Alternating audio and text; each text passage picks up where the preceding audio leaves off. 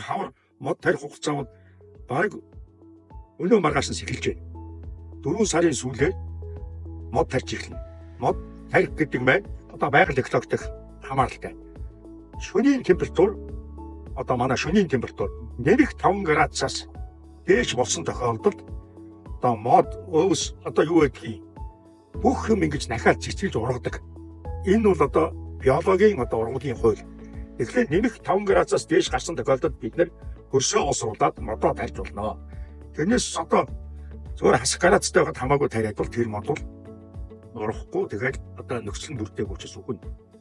Одоо хөлөмжинд бол харин одоо яг тарьж болно. Хөлөмжөө бол өдөр нээчгээ шөнө хаагаад одоо хөлөмжийн нөхцөл бүрдээ тэгээд энэ дотор улаах ингэ тарьж болох юм.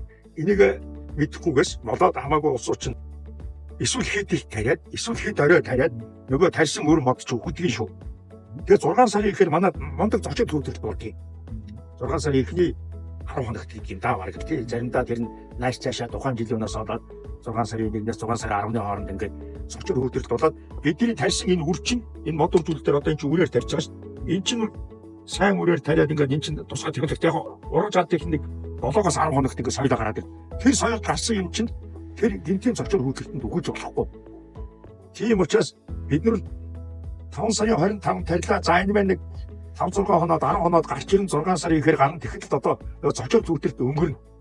Тийм учраас энэ байна шууд ургай. За бүсгээс ялгаатай.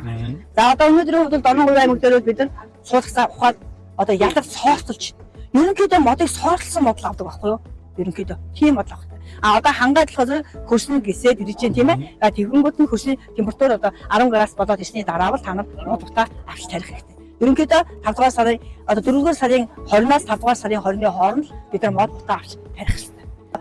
Навчт модууд бол бид нар хангайд бол тийм ээ. Өдөр 5 дугаар 7 дугаар сар 8 дугаар сарда тарьж болж байна. Говьдоо бол одоо гарцаагүй чих хурд унц багтаа учраас бид нар буртгатай модыг одоо манай одоо засгийн газраас ийм хэрэгжүүлж ойн газраас бид ерөөсөө хаалттай үндэсний системтэй энэ буртгатай модоо бол ойн зурсандаа тариа гэдгийг бид нар зөвлөж байгаа. Эндээш бид нар зориулж одоо тарьж байна.